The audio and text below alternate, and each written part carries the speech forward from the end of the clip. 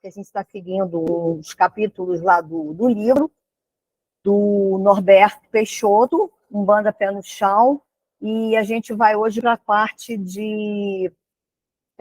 desce um pouquinho, Rômulo, por favor. Como é que é o nome? Os passes e aconselhamentos espirituais. Vamos falar dos passes e aconselhamentos espirituais como continuidade do que a gente começou naquela vez e não terminou, tá? Isso é bem grandinho, esse item aí. Bom, vamos lá. É relevante esclarecer que a incorporação permite relacionarmos-nos com irmãos espirituais e com eles aprendermos, pois, sem dúvida, seus conhecimentos e entendimentos são superiores aos nossos. Por sua vez, os amigos benfeitores precisam dos médiuns para, por intermédio deles, ensinar e auxiliar os indivíduos que vêm pedir auxílio nos terreiros. Com a repetição do fenômeno da incorporação, vivenciamos a vibração de cada entidade. Assim, com a passividade de nossos sentidos e, por que não, de nosso corpo físico. Vamos nos educando com as leis divinas e, ao mesmo tempo, burilando o nosso caráter e adquirindo atributos que nos espiritualizam e nos tornam homens de bem e cidadãos mais amorosos. Muitos chegam iludidos quanto ao que seja realmente a incorporação mediúnica. Aqui eu estou falando dos médiuns, tá? Então, muitos chegam iludidos ao que seja realmente a incorporação mediúnica positiva e precisam ser instruídos para uma manifestação psíquica produtiva, educada e com serventia para os benfeitores espirituais. Basta olharmos os vídeos nas redes sociais para vermos ali um médium urra, ornado com um caboclo de enorme penacho, como se estivesse nas planícies norte-americanas caçando búfalos. Acolá, um aspirante, durante o recebimento de um passe, incorpora e dança, rodopiando até cair, desequilibrado e quase bater com a cabeça no chão. Lá, uma jovem rola no chão, como se fosse uma criança imitando as marolas do mar. Aqui o médium bebe ininterruptamente goles de cachaça e grita palavrões, pois, do contrário, seu Exu não fica abaixado, dentre tantos outros exemplos. Então, aí, pessoal, tem os exemplos que a gente vê muito na internet, ou, às vezes, até em alguma casa que a gente vai, o despreparo de alguns médiuns iniciantes, como diz ali, né, no seu processo de mediunização, terem essas características que não são observados por quem deveria estar observando. Então, muitas vezes são os exemplos exagerados que nós vemos por aí. É plenamente aceitável o movimento corporal no processo de mediunização nos terreiros, bem como a utilização de certos objetos externos que são pontos focais de concentração mental e servem de referenciais simbólicos aos circunstantes que participam dos trabalhos caritativos nos terreiros sérios e, em muitos casos, até de catalisadores energéticos para os espíritos atuarem magneticamente no ambiente. O que está dizendo aqui? Que, apesar dos exemplos que foi dado aí em cima, né, são exemplos que nós não devemos repetir dessas pessoas, desses médicos, porque tem muita loucura por aí, né? Então, assim, existem elementos que os médiuns utilizam na sua incorporação com seus guias, que são, como ele diz ali, concentradores de energia e catalisadores para os trabalhos que serão feitos. Por exemplo, o cachimbo do preto velho, a bebida do Exu, que não é para o Exu beber até cair, na verdade, ele utiliza aquele elemento do álcool para poder fazer a transmutação ou até a limpeza em quem ele vai trabalhar. Aí também tem, por exemplo, o charuto do caboclo, o cigarro lá do Zé Pilintra, a cerveja, Isso não quer dizer que o médium tem que ficar bebendo até cair, é isso que eu quero dizer, porque existem situações onde o médium iniciante, ou até mesmo o médium já há bastante tempo de terreiro, que utilizam de determinados elementos para, talvez até se sentirem mais seguros, né? Por conta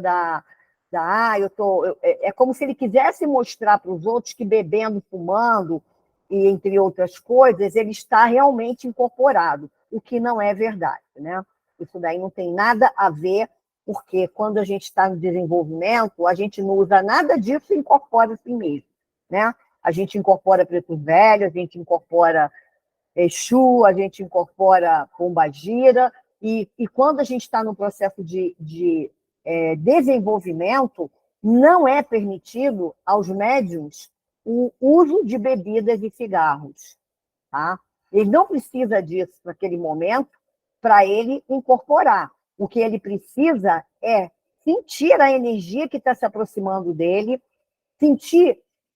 conhecer a energia que está perto dele, por exemplo, se é energia de homem, se é energia de mulher, se tem uma energia para caboclo, se tem uma energia para preto velho, herê, seja lá o que for, quanto mais ele desenvolver, quanto mais ele praticar o desenvolvimento, né, trabalhando ali, se conectando para ele poder perceber que energia que está chegando próximo dele, melhor ele vai ser.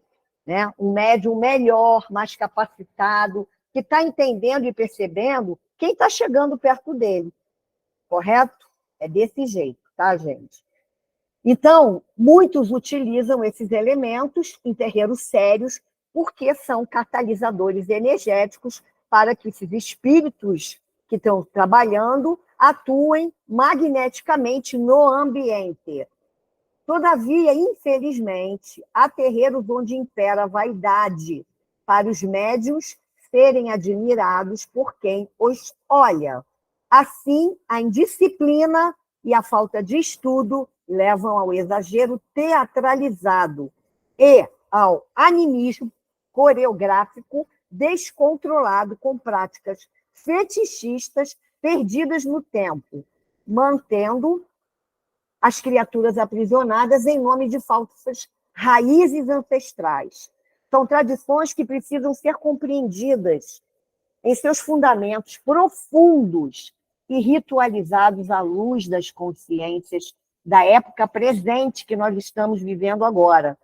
Eis que a lei da evolução cósmica prescreve a contínua mudança. Tudo muda, né, gente? Mas tem coisas que elas permanecem imutáveis.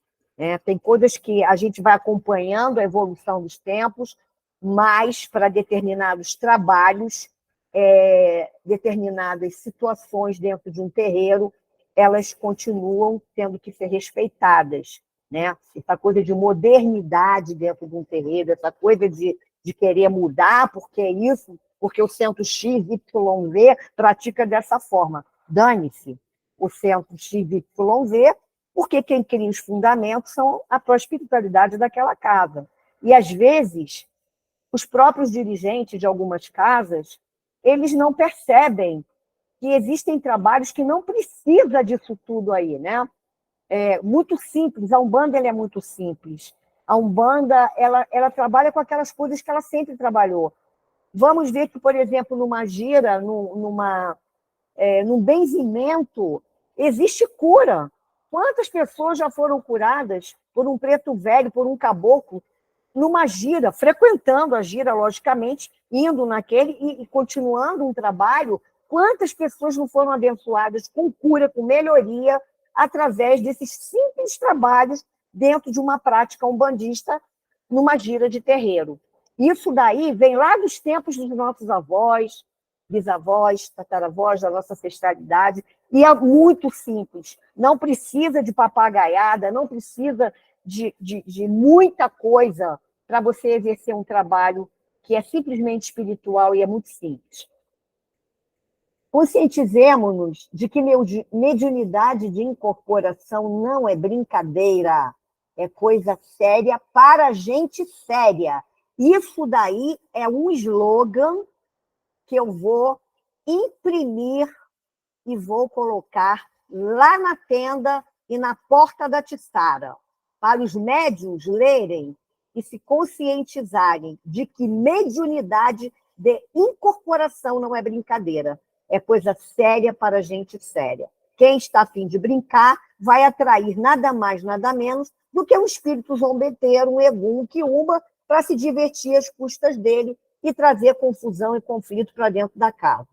Nenhuma entidade benfeitora, legitimada por direito conquistado para atuar sob a égida da lei de Umbanda, levará seus médiuns à exposição do ridículo e muito menos a desvios morais ou de caráter. A Umbanda, gente, também é um trabalho que nós médiuns, quer dizer, ela incentiva e é primordial que dentro do trabalho umbandístico a gente faça a tal chamada e famosa, eu sempre falo, gente, como é que é o nome daquela reforma íntima? Conhecer-se a si mesmo, né? Porque quando nós não temos esse processo de autoconhecimento e de nos reformarmos, eu acho que a gente fica como uma pipa avoada, né? Não sabe onde que vai parar. Por quê? Porque são nessas criaturas que os obsessores se aproveitam.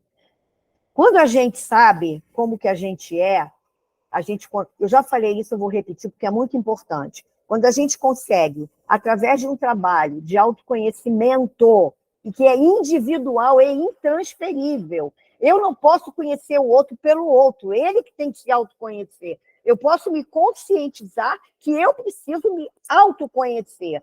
Porque eu me autoconhecendo, eu vou identificar em mim aqueles padrões negativos, aqueles pensamentos horrorosos, aqueles sentimentos que não são bacanas, que não são legais, mas que eu ainda tenho e que eu preciso trabalhar. Então, a Umbanda, ela te mostra e ela cria também uma vertente ali interna para cada um, aonde a gente pode se depurando. Porque você imagina um médium que trabalha numa casa ou que está desenvolvendo, que tem N defeitos, como todo mundo tem, eu, você, A, B, C e D, X, Y, Z, todos têm defeito, porém, ele não conhece os seus defeitos como defeitos e não trabalha para melhorar-se, né? Para criar dentro dele como é que a gente fala quando a gente está doente e quer anticorpos, um anticorpos espiritual e até mesmo psicológico, psíquico, para não permitir que essa nossa falha de caráter, falha de sentimentos, vamos colocar assim, porque nós somos com defeito, né? Nós temos defeito, nós temos que nos depurar, nós temos que nos melhorar. E quando a gente não faz isso, a gente fica muito aberto, nosso campo fica muito aberto para aqueles que nos vigiam dia e noite com o intento de criar problemas e de se apossar da nossa vida de forma desorganizadamente, né? Desarvorar a nossa vida, trazer problemas, e muitas vezes o médium ele nem percebe que está sendo obsediado, mas está. Então, como a gente trabalha na Umbanda e com os espíritos, muito mais do que no kardecismo, vamos dizer assim, porque nós trabalhamos incorporados com o caboclo, preto velho, exu, baiano, boiadeiro, etc. e tal, como que a gente vai tentar, sem ter esse comprometimento de melhoria interna, de caráter, como que a gente vai trabalhar e como é que o médium vai chegar ali na frente, querer dar ensinamento ou conselho para um assistente, para um consulente, se ele mesmo não pratica aquilo na vida dele? Não é hipocrisia? É hipocrisia, né? Você fala, mas não prega o que você faz. Então, é uma coisa que a gente tem que olhar com muita consciência para dentro da gente. Não importa se o que você vai ver dentro de você é feio. Não interessa. Interessa que você enxergue aquilo para você poder se transformar. Isso faz parte do nosso crescimento. Agora, quem quiser ficar com o olhinho fechado, com o ouvidinho fechado, e não quero saber, não quero entrar em contato com nada disso, porque aí eu vou ficar triste. Gente, pelo amor de Deus, você fica triste com muitas outras coisas. Então, fique triste, reconhecendo o que você tem de ruim, porque você tem ali a possibilidade de modificar, né? Isso é importante. Pessoas que ficam milindradas à toa, com qualquer comentário, com qualquer situação, essas pessoas têm que reavaliar. Isso não quer dizer que ela é responsável pelo que o outro está falando. Não, não é isso. É para saber o que é dela, o que não é dela é do outro, que fique com o outro, né? Isso é uma coisa importante. Eu estou falando essa coisa toda aqui para vocês, o que tem vindo muito para mim, essa questão do autoconhecimento e da reforma íntima, porque nós trabalhamos com espíritos incorporados ou não, e a gente sabe que muitos deles vêm com uma roupagem de caboclo, com uma roupagem de Exu, e no fundo, não são nada disso.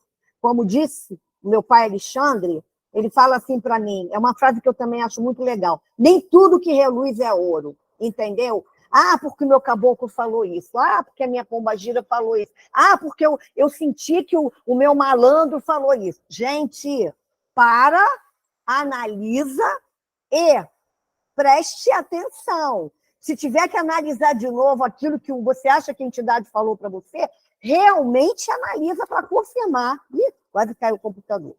Para confirmar que realmente é a sua entidade. Porque como nem tudo que reluz é ouro, pode não ser ouro, né?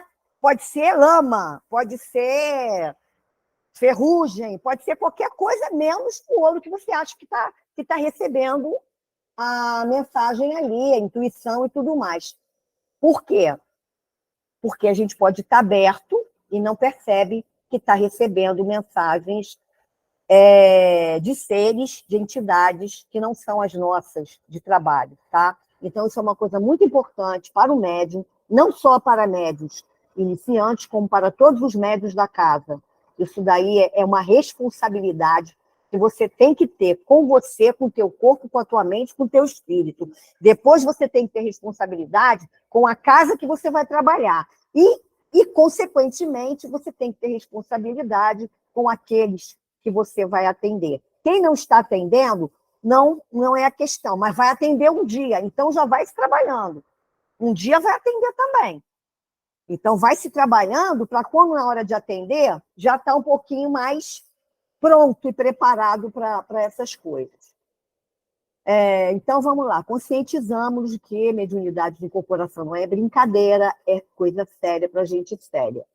Repetindo aqui, nenhuma entidade benfeitora legitimada por direito conquistado para atuar sobre a égide da lei de Umbanda levará seus médiuns à exposição do ridículo e muito menos a desvios morais ou de caráter, que é aí onde entra a necessidade da reforma íntima e do autoconhecimento. Os centros realmente de Umbanda trabalham com ordem, método, organização, disciplina e muita ética. Não são perfeitos, tá? Mas isso aí são normas que toda casa tem que ter. Você já pensou que vou falar uma coisa aqui que é feia, mas é verdade. Você imagina uma suruba na zona, dentro de um terreiro, dentro de uma casa espiritual? É a suruba na zona. Cada um faz o que quer, não tem método, não tem ordem, não tem disciplina, não tem respeito e não tem ética. Às vezes não tem ética do dirigente, às vezes não tem ética do corpo mediúnico, ou de alguém, a um ou outro, né? Então, isso é uma coisa muito séria. Assim como o tempo engrossa o tronco de carvalho, os médiuns paulatinamente vão se integrando ao ritual do terreiro. Pouco a pouco, sem pressa, suas incorporações se firmam. Aprendem a reconhecer o magnetismo peculiar de cada entidade espiritual que os assiste mediunicamente, que foi o que eu falei mais lá em cima. Aprenda o momento do desenvolvimento, aproveita este momento para conhecer, perceber e sentir a energia e esse magnetismo peculiar que cada entidade espiritual tem, os seus guias, né? A energia de um caboclo, a energia de um preto velho, a energia de um herê. Você, com o tempo, com o desenvolvimento, vai conseguindo identificar que energia é aquela que está se aproximando de você. Até mesmo, às vezes, gente, quando é uma energia negativa no sentido de você absorver, por exemplo, de um assistente ou de uma pessoa que está próxima a você ali, não digo nem necessariamente numa consulta, mas quando você está no local e, de repente, você começa a sentir mal-estar, você começa a ter vontade de vomitar, começa a sentir enjoo, uma puta de uma dor de cabeça, começa a ficar triste, começa a ter vontade de chorar. Tudo isso daí está ligado a essa energia negativa. E, se a pessoa não está atenta nela mesma e na energia que está chegando, ela entra na furada ali, na roubada, entende? Ela abre ali e fica naquela vibração. Agora, quando a gente tem noção, consciência, e está ligado e está atento, a gente consegue fazer algo para mudar. Opa, eu estou me sentindo mal, vou tomar um banho de erva, vou fazer uma oração, vou acender uma vela para o anjo da guarda, vou meter uma canjica de Oxalá, enfim, eu vou buscar uma ajuda, né? Para que isso melhore, para que eu fique melhor e eu não deixe que essa energia fique tomando conta dos meus dias, porque às vezes a pessoa fica mais, uma semana, até mais, com aquela energia ali, né? Vibrando com ela. É horrível. Eu vou falar porque eu já passei por isso, tá, gente? Eu posso falar com propriedade. Vou até citar um exemplo aqui, que teve uma semana. Olha como é que são as coisas e como que, dependendo da fase que você está na sua vida, as mensagens, elas vêm de alguma forma para que você capte, entenda o que você precisa fazer. Mas você tem que estar ligado, você tem que estar aberto e prestando atenção. Um exemplo, há uns anos atrás, eu passei muito, muito, muito, muito mal. Eu estava numa depressão, eu estava numa tristeza, eu estava num... Isso foi antes de 2015, tá? Antes de 2015. E eu estava muito mal e não sabia o que fazer. Aí eu fui no banheiro escovar meu dente e eu falei, o que eu vou fazer? O que eu vou fazer? Meu Deus do céu, o que eu faço para sair dessa energia que não está, eu não estava me aguentando com aquela tristeza, beirando a depressão, pensamentos horríveis na minha cabeça. E eu fui no banheiro escovar o dente, né? Comi no banheiro escovar o dente. Quando eu coloco a pasta de dente na escova de dente, eu escutei uma voz de Exu, de homem brabo, falando assim de mim. Quando você acabar aí, você vai imediatamente no IEV. Não sei se vocês conhecem a IEV. A IEV é uma casa espiritualista, que é aqui atrás da minha casa, fica numa ruazinha aqui atrás. Eu já fiz tratamento, lá tem exorcismo, um monte de coisa.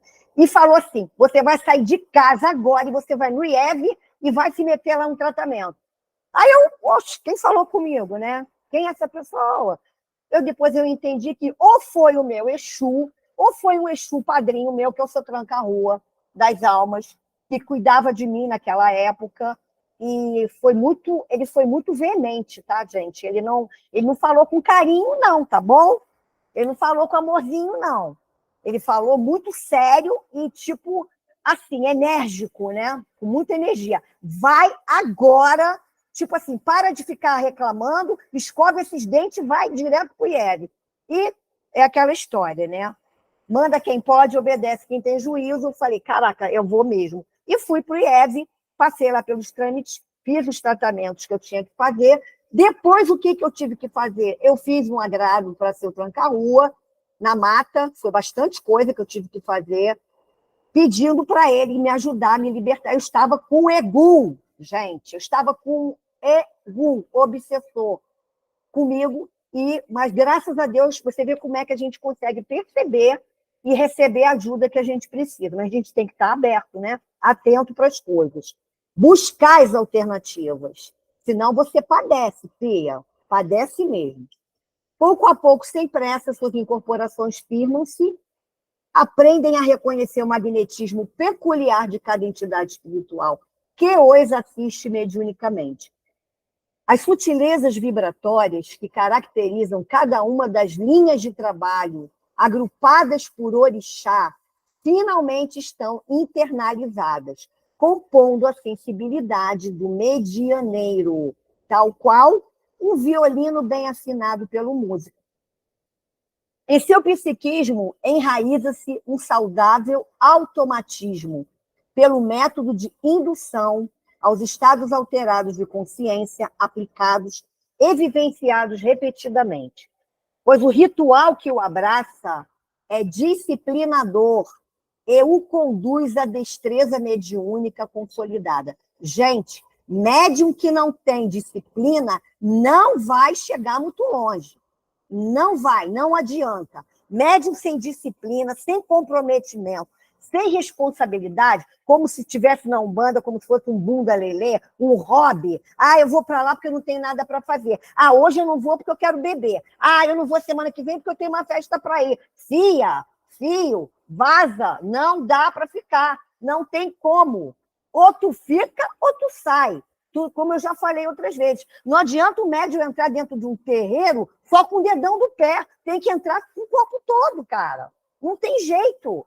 Não tem jeito. Não vai demorar muito tempo. E vou te falar uma coisa. A casa lá que a gente tem, lá que a gente trabalha, ela tá bem para esse tipo de diretriz, de disciplina. Porque, senão, isso compromete todo um trabalho que precisa ser feito pela casa, pelos médicos, pelas entidades que estão querendo trabalhar, pelo amor de Deus. O povo lá em cima quer trabalhar, minha gente. Eles querem trabalhar. Entre tantos amacis, lavagens de cabeça, banhos litúrgicos, consagrações com pemba e firmezas na natureza, que objetivam fortalecer o tônus mediúnico e a ligação fluídica do sensitivo trabalhador com os guias astrais e demais falangeiros. Chega o dia em que o médium é autorizado pelo chefe de terreiro e começa a dar os primeiros passos nos consulentes, sendo assistido, se preciso, pelo diretor de rito ou pelo dirigente espiritual da casa. Além de exigir-se que domine a manifestação mediúnica que ocorre em seu mundo psíquico interno e dela externamente para o plano astral, conduzindo-se com maestria pelos intrincados mecanismos da incorporação sem perda total da consciência. Conforme, gente, nós já falamos em outros estudos, né? Ainda lhe impactam as emoções, os sentimentos e as vibrações dos consulentes e desencarnados que os acompanham. É aquilo que eu falei. Se você não está atento, não está vigilante, você pode estar num lugar da tua família mesmo e, de repente, você começar a passar mal. Ah, será que eu comi alguma coisa estragada ou será que é energia ou é espiritual? Então, você tem que estar atento para isso. Eu ia falar uma outra coisa, mas eu esqueci, um outro exemplo. Que esses eguns, eles se aproveitam, gente, eles se aproveitam de uma forma, assim, impressionante. E nós não estamos livres disso, tá? Nem eu, nem vocês, nem ninguém. Aqui nesse planeta hoje, ninguém está ali, nem aquele que trabalha lá com, como é que fala? Ai, meu Deus, com a quinta, sexta dimensão. Não pense vocês, os que trabalham com essas dimensões superiores, que estão livres, não, porque não estão. E eles pecam mais ainda porque eles, por conta de achar que estão trabalhando só com iluminado, com isso, com ascensão, escambau, eles relaxam no outro lado, que é o lado onde os eguns aproveitam os obsessores para vir fazer bagunça na sua vida. Então, fiquem atentos com isso. Quem trabalha com a fraternidade branca, quem trabalha com os seres pleiadianos, com tudo isso aí, eu aviso, porque não adianta trabalhar só com eles. É tudo lindo, é tudo iluminado, é tudo maravilhoso. Porém, você está esquecendo que você ainda está na terceira dimensão, ou quarta. E aqui nessa dimensão, o babado é outro, tá? A paradinha aqui é outra, a situação é outra. Então, a gente tem que olhar para o céu, mas estar com o pezinho no chão, tá? A gente pode olhar para o céu, mas esteja com seus pezinhos bem no chão, aterrados, para você conseguir entender as coisas terrenas que estão acontecendo junto com o espiritual em volta de vocês. E não fiquem entrando na maionese astral, porque não é legal. Atrapalha e muito a vida de qualquer um. Vamos lá, continuemos. Além de exigir-se que domine a manifestação mediúnica, os cajalias, desencarnar, existe uma sensibilidade natural, nervosa, anímica, de captação psíquica do médium para os consulentes. Essa capacidade de absorção do psiquismo do outro é potencializado pelo envolvimento áurico do guia astral. Ainda há que se considerar, em alguns casos, os fenômenos de evidência, que é ver, os de audiência, que é ouvir, lhe advindo na tela mental, por meio do chakra frontal, vê imagens e sons extrafísicos, e muitas vezes desconexos, tá? Isso acontece bastante. É imprescindível uma perfeita incorporação mediúnica, ou seja, entenda-se o que é uma perfeita, entre aspas, incorporação mediúnica. É a interpenetração do corpo astral da entidade amparadora com o corpo astral do médium, que fica levemente expandido pela irradiação magnética, que é alvo do guia astral, para que o médium em si mesmo consiga suportar, por sua vez, o impacto das auras dos consulentes. Eu não estou falando do guia que tem que diminuir, né, como é que fala? A densidade, né, para ele poder chegar até nós, porque o brilho dele, a luz dele é tão grande, que pode nos impactar de uma forma que não seja legal, né? Então, às vezes, ele tem que descer até nós para poder trabalhar, porque eles estão numa esfera mais evoluída, né? mais equilibrada, de mais luz. Mas eu não estou falando dessa energia que o nosso guia precisa diminuir para poder trabalhar com a gente aqui nessa dimensão. Eu estou falando também da nossa energia para segurar o impacto, suportar o impacto das auras dos consulentes e obsessores acompanhantes dos consulentes. Muitas vezes imantados de forças negativas de trabalhos magísticos feitos. Isso constrange a aura, o duplo etérico, os chakras, os centros e plexos nervosos do consulente. Daí, indo para as glândulas e para o sistema nervoso autômato, podendo somatizar-se, desestabilizando-lhe a homeostasia. O que é homeostasia? Coloquei aí entre parênteses. É o estado de estabilidade do organismo em relação a funções e composições químicas que fazem parte do corpo. E rigidez corporal e até mental, abalando-lhe a saúde em amplo espectro de ação mórbida. Ou então, muito cuidado com o que está na aura do seu consulente, né, que você está ali atendendo, que pode entrar. Então, o seu guia ali, ele te prepara para esses atendimentos. Quando fala lá em cima da incorporação perfeita, isso tem a ver também com aquilo que a gente chama de preceitos da casa, que as pessoas não gostam de seguir. São pessoas rebeldes, são pessoas indisciplinadas, são pessoas descomprometidas e desconectadas com a espiritualidade da sua forma holística. O que é um preceito? Antes de uma gira. Eu já falei isso, eu vou falar até morrer, enquanto ainda estiver ali tomando conta da casa.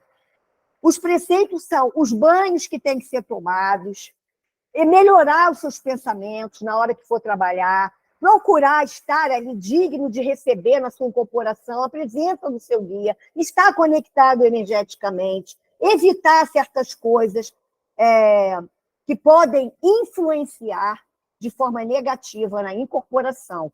Então, quando a gente fala que incorporação perfeita, entre aspas, leia-se respeitar preceitos da casa que você está. Por quê? Porque aqui não é a casa da Maria Joana, da mãe Joana, é a casa da espiritualidade. Então, nós temos que entrar naquele espaço sagrado preparados, ou nos preparando para o que vai ser feito ali trabalhado. Rigidez corporal e mental. O que é rígido?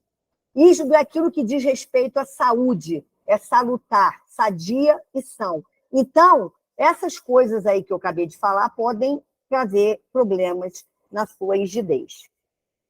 Coloquei aí uma fotinha do duplo etérico, explicando, porque pode ter gente que não sabe. O duplo etérico é o reservatório de vitalidade necessário durante a vida física, a reposição de energias gastas ou perdidas. Todos nós temos o duplo etérico. Todos nós. Corpo etérico ou duplo etérico? Mais uma explicaçãozinha aí. O duplo etérico é um corpo fluídico que se apresenta como uma duplicata energética do indivíduo, interpenetrando o seu corpo físico ao mesmo tempo em que parece dele emergir. O duplo etérico emite continuamente uma emanação energética que se apresenta em forma de raias ou estrias que partem de toda a sua superfície. Ao contrário dessas raias, é que geralmente se denomina aura interna.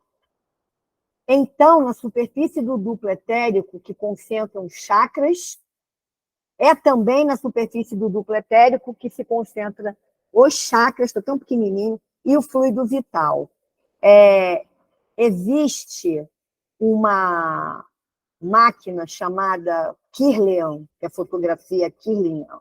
Os terapeutas aqui do grupo devem saber, devem conhecer, que ela tira a fotografia da sua aura. Você coloca a mão dentro de uma caixinha, né? Eu fiz uma vez com a minha terapeuta, há muitos anos atrás, eu nem conhecia, não sabia o que era, e ela falou, Blanca, vamos tirar foto da tua aura aí, legal. Aí botei minha mão dentro de uma caixa com um negócio escuro e tirou a foto, depois saiu a foto da cor da minha aura através dos meus dedos. Então, cada cor ela tem uma característica, ela descreve uma situação, como que você está, se bem, se mal, se mais ou menos, o que precisa, o que não precisa, o que tem que fazer, o que não tem que fazer. Então, a gente consegue ver a nossa aura através dessa máquina aí, né, Kirlian, para ver como é que está a cor da nossa aura e fazer os trabalhos necessários para melhorar. Pode descer mais um pouquinho. Voltando ao médico, não, em verdade, verdade, a função mediúnica mais dilatada e de maior responsabilidade ocorre quando existe o contato direto com os consulentes, olho no olho, que é uma peculiaridade marcante da Umbanda. É sua identidade, e é o que diferencia dos outros cultos, e abaliza sua independência, pois estabelece um método doutrinário próprio e uma teologia única. Quando a gente está incorporado e vai atender uma pessoa, a gente tem que olhar nos olhos dessa pessoa. Na verdade, a gente tem que olhar em tudo, né? Mas você não pode ficar atendendo, você incorporada, atendendo uma pessoa e ficar olhando para o céu, para o chão, para o lado, entendeu? Você pode olhar tudo em volta, mas você tem que, quando olhar para o seu consulente, olhinho no olhinho, entendeu? Olho no olho. Isso é muito importante. E eu não vejo realmente outra religião trabalhando dessa forma como a Umbanda trabalha. Voltando ao médium, obviamente a sua aura sofreria um abalo adquirindo rupturas em sua tela etérea, um campo vibracional específico existente no duplo etéreo que o liga, por sua vez, ao perispírito e este ao corpo físico, filtrando os impactos negativos energéticos existentes quando o médium é exposto ao trabalho intensivo de consultas aos moldes da Umbanda. Se ele não tivesse o guia espiritual servindo-lhe como escudo de proteção, rapidamente se fragilizaria e perderia o tônus fluídico, e persistindo na tarefa com o campo áurico aberto, sem dúvida, ele adoeceria rapidamente. Quando eu falo lá em cima, voltando, repetindo, a incorporação perfeita, e eu falo de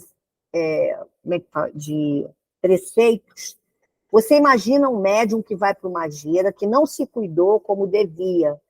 Gente, aquilo a gente tem que se preparar para ir para uma gira. A gira não é bagunça, nem o desenvolvimento. Nós, médios, temos que ter essa consciência, essa responsabilidade. Nós temos que nos preparar para entrar numa casa sagrada para trabalhar numa gira de atendimento ao público. Você imagina aquele médium que cagou e andou, bebeu todas, fumou maconha, porque às vezes ele fuma maconha e o dirigente não sabe, tá? Tem isso também, fumo escondido, e que acha que é bom.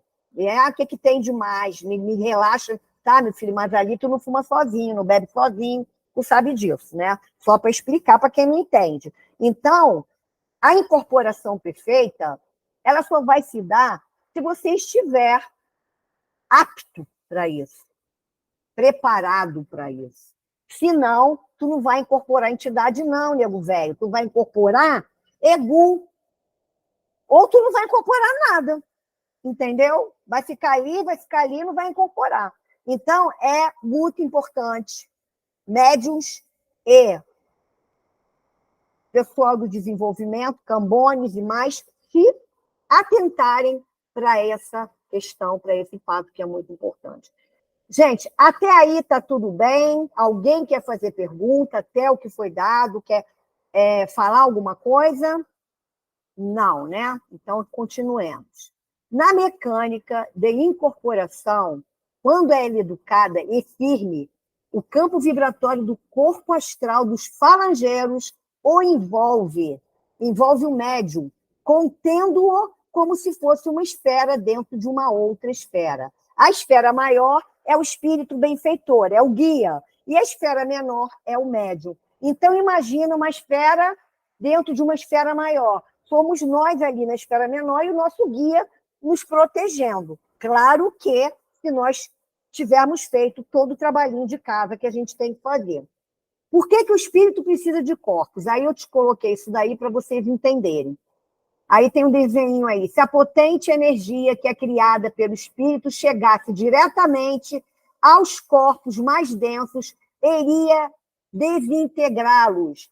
Por isso, o espírito, para atuar em dimensões mais densas, se reveste de corpos que diminuem a sua potência energética. Aquilo que eu falei mais em cima. Eles têm que diminuir a sua potência energética para poder trabalhar com a gente. Porque se eles vierem com essa potência toda que eles têm, a gente desintegra. Simples assim. Tem um choque elétrico. Aí está aí do lado aí do elétrico, 800 mil kW, tem até esse kW que fala. E a outra subestação, mais uma ilustração para vocês entenderem. Da mesma forma que a potência da energia que sai de uma hidrelétrica sofre um descenso energético para acender uma lâmpada sem explodi-la, a energia vinda do espírito também sofre uma adaptação energética para poder agir nas diversas dimensões sem danificar os corpos que irá utilizar. Isso, gente, é fato.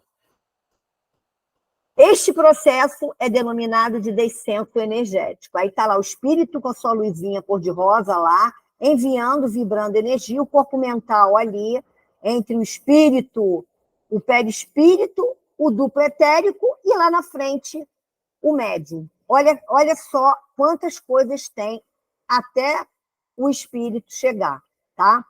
Tem seu corpo duplo, seu duplo etéreo, seu perispírito, seu corpo mental, e está lá o seu guiazinho na estrelinha ali, cor-de-rosa. Ele tem que se rebaixar, tá? Como esse descenso energético para ele poder chegar até você sem que você exploda ou imploda, tá? Digamos. Mesmo com todo o zelo, do lado de lá, de tempo em tempo, requer-se a vivência em certos ritos de reforço áurico para o medianeiro refazer-se. Como, por exemplo, aquilo que a gente faz lá na tiçara e na tenda, que são rituais do fogo, descargas energéticas com fundanga, que é queimar pólvora, nós fazemos isso lá na casa, banhos litúrgicos, lavagens de cabeça com ervas, entre outros preceitos individualizados. Bom, seguindo aí, eu botei aí umas fotinhas de obsessão para vocês terem uma ideia, a gente vai entrar nisso na outra aula, como fazer desmagiar, né? Obsessão é armadilha, desce um pouquinho que eu não estou enxergando.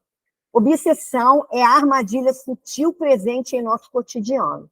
Todos estão expostos à influência exercida pelos espíritos evolutivamente inferiores. Aí está a menininha ali, a mocinha sentada, tem olha lá, o espírito mandando o brasa aí para ela, né? E ela com a carinha triste ali, já sentindo essa energia negativa que está sendo vibrada em direção a ela. Por sua vez, o espírito falangeiro, com habilidade, liga-se aos orixás e mantém o intercâmbio de ori a ori, cabeça a cabeça, cabeça a cabeça, mente a mente, com o médium, envolvendo-o em amplo e firme fechamento de onda magnética etéreo-astral, servindo como ponte e ponto de catalisação dessas forças divinas que são os orixás. Sem dúvida, o que nenhum médium ou sacerdote sozinho consegue realizar. Mesmo havendo assentamentos vibratórios consagrados no espaço sagrado, otais de pedras de cristal, tronqueiras, altares, hoje presume-se a indispensabilidade da interferência do mundo espiritual, que é verdadeiramente o executor de todas as tarefas realizadas. Nós somos apenas instrumentos, né? Nós somos essa ponte aí para que eles criem um ponto na gente, como foi lido aí em cima. Reforçamos que o tempo é indispensável e de suma importância ao aprendizado do médium, a captação psíquica que o médium exerce. Em cada encontro ritual, pode consumi-lo, se não estiver adequadamente calibrada a sensibilidade anímica. Por isso, paciência nunca é demais. E a pressa se mostra contraproducente. A pressa é inimiga da perfeição, entre aspas, tá? A malformação mediúnica efetiva-se quando o período em que o médium deveria estar se conhecendo, desenvolvendo suas habilidades psíquicas, como ampliam-se suas percepções durante os estados alterados de consciência, que exigem vivência prática em grupo, quando é substituído pelo imediatismo alimentado por deslumbramento e curiosidade pueril diante dos fenômenos mediúnicos. Eu encaro isso como uma imaturidade espiritual do médium, do medinore, que está ali fazendo o seu trabalho de desenvolvimento. A pressa que ele tem de querer já saber o nome das suas entidades, de querer já incorporar tudo, isso atrapalha todo um processo. Não é saudável. Então, isso é uma dica que eu quero dar para vocês. Eu não recebi, eu não incorporei, eu não sei o que. Não importa. Vocês estão em desenvolvimento. E é tempo. Tem gente que fica em desenvolvimento 3 anos. Tem casa que o desenvolvimento é 3 anos. E tem gente que passa a vida inteira no desenvolvimento. Porque não está preparada ainda para começar a dar consulta. Isso é de pessoa para pessoa, é óbvio. Se a pessoa está madura o suficiente para já começar a dar consulta, isso é algo que tem que ser... A pessoa tem que ter sacação, né? Bom senso nas coisas também. E entender que o trabalho mediúnico ele é lento mesmo, e a pessoa tem que entender e aceitar, porque dói menos, e aceitar porque é desse jeito mesmo. Não tem outro jeito, tá? Ninguém vai incorporar por osmose de um segundo para o outro. Essa imagem aí, ela mostra alguns tipos de obsessão, tá? Ali tem uma moça que está sendo obsediada por uma velhinha que me parece uma bruxa, tá? Parece uma bruxa, algum tipo de feitiço. O outro está com o mental ali todo poluído, provavelmente atraído também por obsessores, está com a cabeça dele péssima. o outro ali fumando seu cigarrinho, pensando na vida, e os obsessores ali fumando junto com ele. Olha bem como que os obsessores... Ah, mas o obsessor não fuma. Não, não fuma, mas você fuma. E se você fuma, é aí que eles vão... Eles não têm o prazer que você tem em fumar. A sensação que você sente, eles não sentem. Então, eles vão colar em você para absorver a sua sensação com o teu vício para que eles se sintam satisfeitos. E mesmo assim não estão. Daqui a pouco eles querem mais, eles querem mais, eles querem mais. E se você para de fumar, ou para de beber, ou para de se drogar, eles vão procurar outro que esteja nessa sintonia para que eles possam usá-lo como copo ou como cigarro. Então, olha lá o pequenininho ali, tupando ali a energia do cigarro, tá? Embaixo o outro ali segurando a sua bebidinha. Olha quem está segurando a cabeça dele, o obsessor. Para ele beber. Quanto mais ele beber, mais o obsessor vai fazer ele beber. Isso é problema que os alcoólatras têm, tá? Com bebida. Você não consegue parar. Primeiro, porque é uma doença, o alcoolismo. E segundo, porque você está envolvido energeticamente, espiritualmente, com energias que querem que você beba, que você não pare de beber, porque ele vai beber através de vocês. Se você para de beber, eles ficam sem um copo para eles beberem. Porque nós somos o copo do alcoólatra espiritual, tá? Aqui o outro embaixo também fumando, olha lá, absorvendo a energia do cara enquanto ele fuma. E aqui do outro lado, uma pessoa andando na rua, não está fazendo nada, mas sabe lá o que ela está pensando, e olha as companhias que estão grudadas nela ali, que estão com ela. Ou seja, gente, até para nós que temos essa consciência que isso acontece, a gente também dá os nossos molezinhos. De vez em quando a gente dá uma rachadura na parede. Os nossos pensamentos dão uma quebradinha. E eles estão ali esperando, ó. Tem uns que são muito pacientes, eles esperam aquela rachadura para eles poderem entrar. E a gente não está livre disso. Nem eu, nem você, nem ninguém. Nem o Papa e nem os dirigentes de casas espirituais, nem lá no kardecismo, tá? Porque nós somos, talvez, os mais assediados.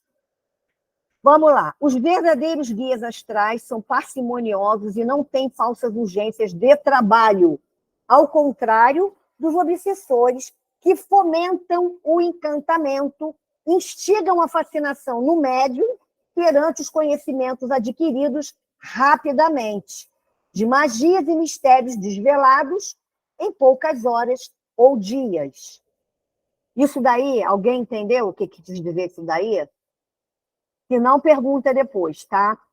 Então, em horas ou dias, pois a dominação mental atiçada pela ânsia do intelecto de conhecimento, pelo simples conhecer, né? Ah, eu quero aprender, eu quero estudar, eu quero aprender, só porque eu quero aprender.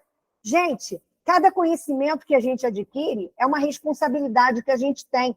Se nós temos essa permissão do alto de estudar e de alcançar determinados ensinamentos, conhecimentos, seja lá em que área for, é para que a gente tenha na nossa vida como colocar em prática. Porque a gente se enche de conhecimento, vai para o caixão e vai levar tudo para lá. Aí você vai responder lá em cima o que eu fiz em vida com tantos conhecimentos que eu adquiri, com tantos cursos que eu tenho na bagagem. Sabe? Nada. Tu não fez nada. Não fez porcaria nenhuma. E aí, o que tu faz com isso? Porra nenhuma. Aí tu vai ter que voltar aqui para praticar aqueles conhecimentos que você aprendeu e não utilizou, nem para você, nem para sua família e nem para os outros, tá? O aprendizado da incorporação requer a integração em uma corrente constituída e firmada. Prestem muita atenção nesse parágrafo. O aprendizado da incorporação requer a integração em uma corrente constituída e firmada. É de suma importância o pertencimento, que é a adesão a um centro, a uma comunidade de terreiro, ou um templo umbandista, ou seja lá que grupo seria esse, para que todas as etapas de construção da manifestação mediúnica equilibrada, saudável e madura se concretizem nos médiuns tanto no aspecto cognitivo, ético e de caráter, quanto emocional. Etapas estas que elaboram o desenvolvimento mediúnico no contexto dos rituais disciplinadores presenciais, de que a Umbanda se utiliza para que os transes incorporatórios sejam eficientes. Tá? Importante salientar, Luísa, daqui a pouco eu te dou a palavra, só porque já estou terminando aqui.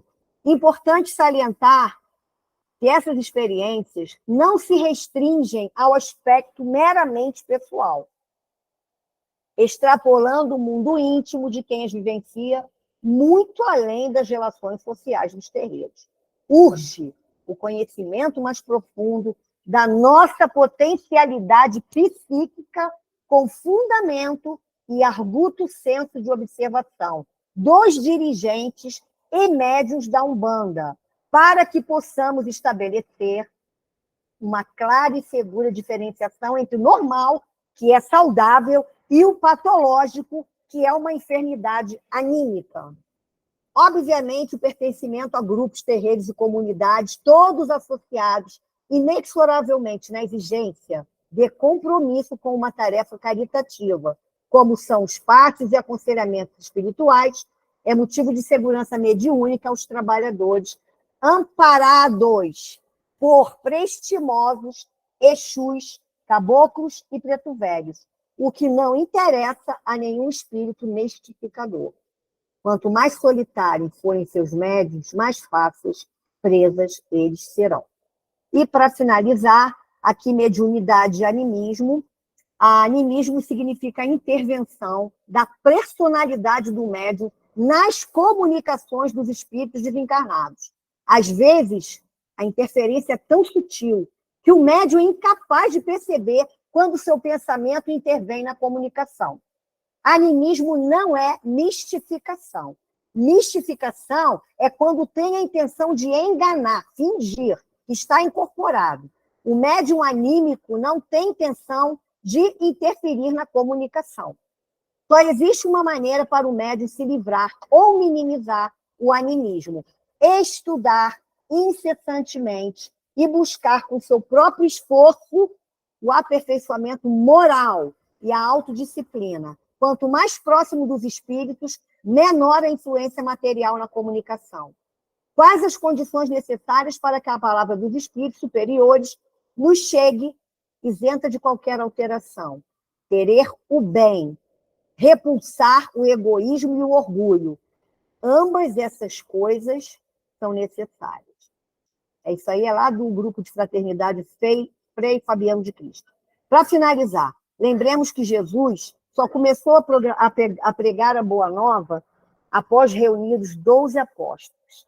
O mestre, primeiramente, ocupou-se de formar um grupo, instruí-lo e prepará-lo para que cada um se tornasse mestre de si mesmo após o calvário do sublime peregrino.